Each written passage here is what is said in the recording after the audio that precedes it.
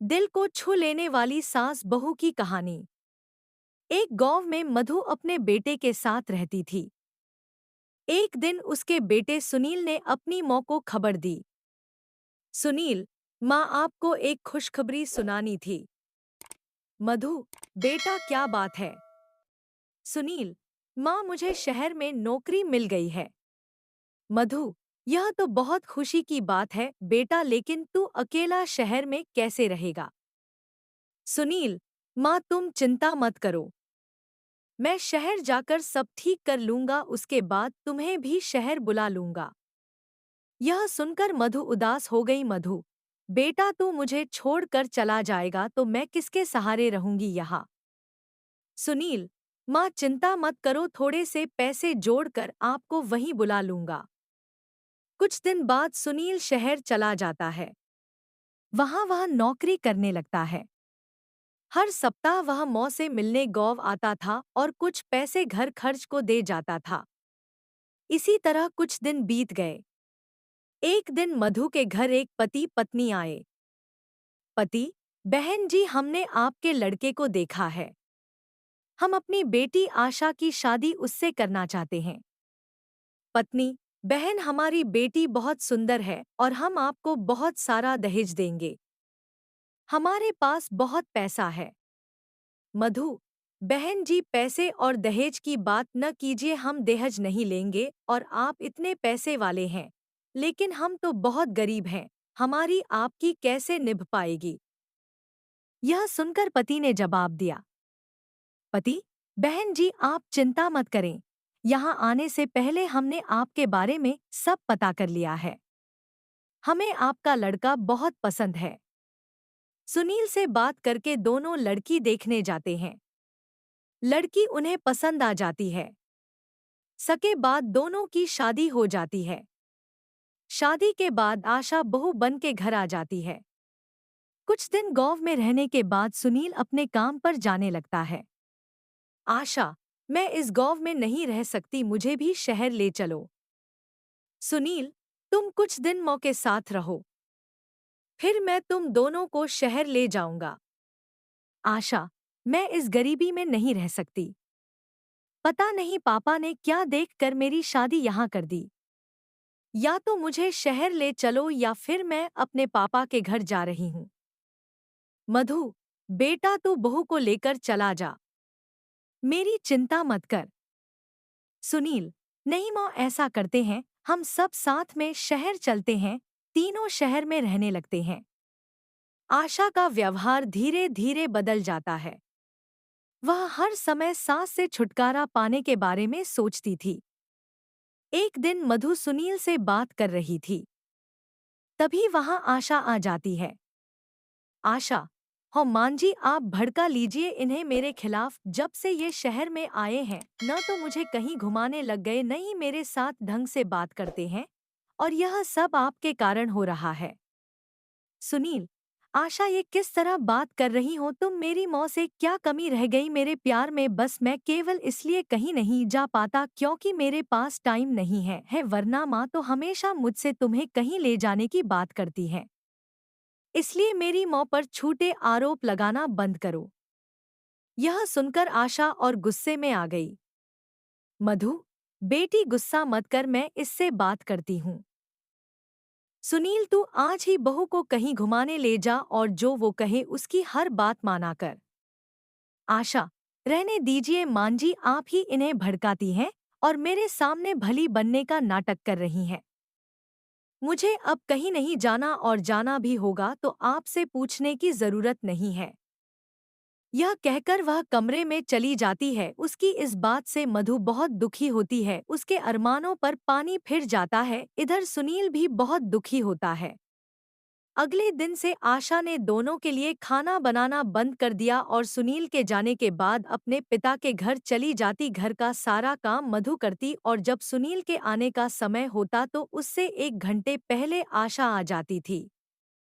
इस बात का सुनील को जरा भी पता नहीं था। एक दिन आशा अपने साथ एक आदमी को लेकर घर आई। आशा, मान जी, ये प्रकाश जी हैं, ये बुजुर्गों को तीर्थ यात्रा पर ले जाते हैं, एक महीने की यात्रा है जिसमें सारे तीर्थ कराते हैं बहुत कम खर्च में।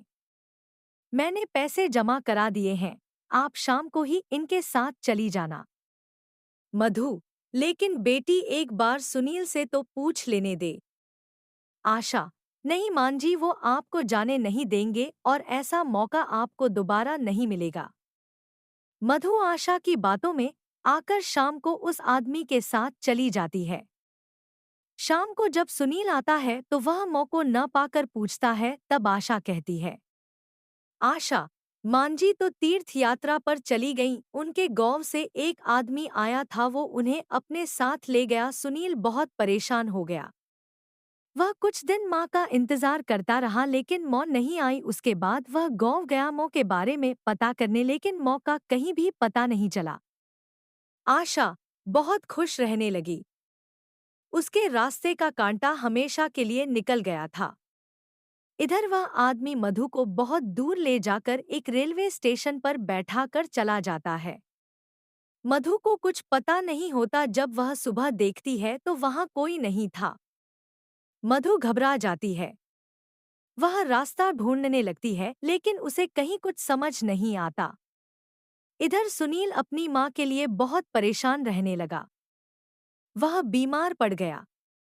आशा ने जब यह सब देखा तो वह एक दिन अपने पिताजी के पास गई। आशा, पापा, जिस आदमी को आपने भेजा था उससे पता करो मेरी सास कहाँ है।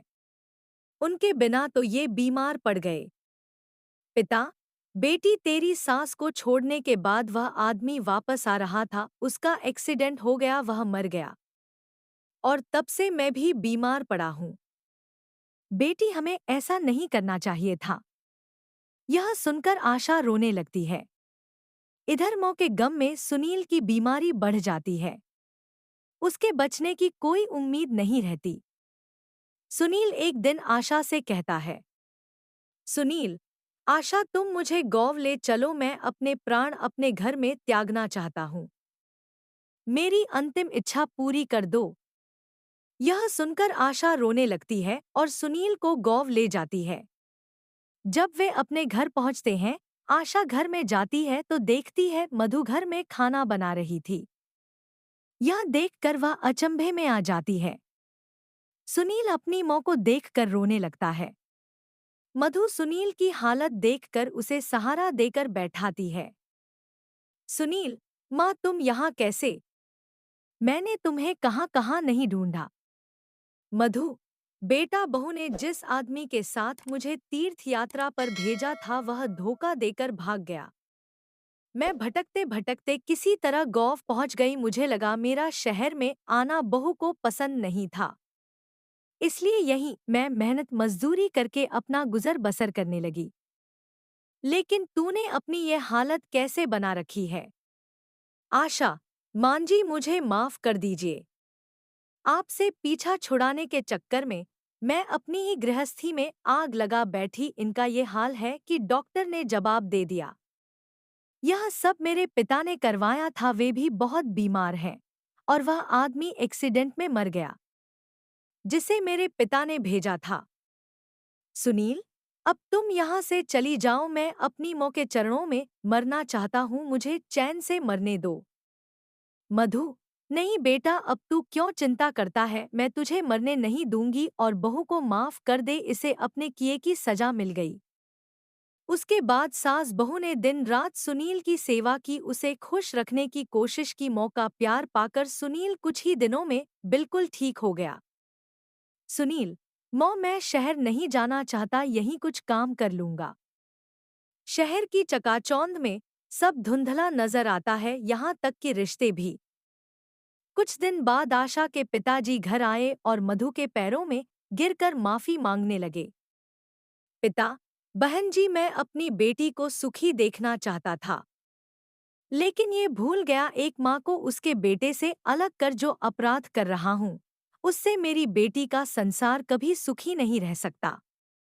मधु, मैंने आप सभी को माफ कर दिया। इसके बाद आशा बिल्कुल बदल गई, वह अपनी सास की सेवा करने लगी। सुनील उसके व्यवहार से बहुत खुश रहने लगा। दोस्तों, आपको यह कहानी कैसी लगी हमें कमेंट में ज़रूर बताएं और ऐसी कहानियों के लिए हमारे चैनल को सब्सक्राइब करें।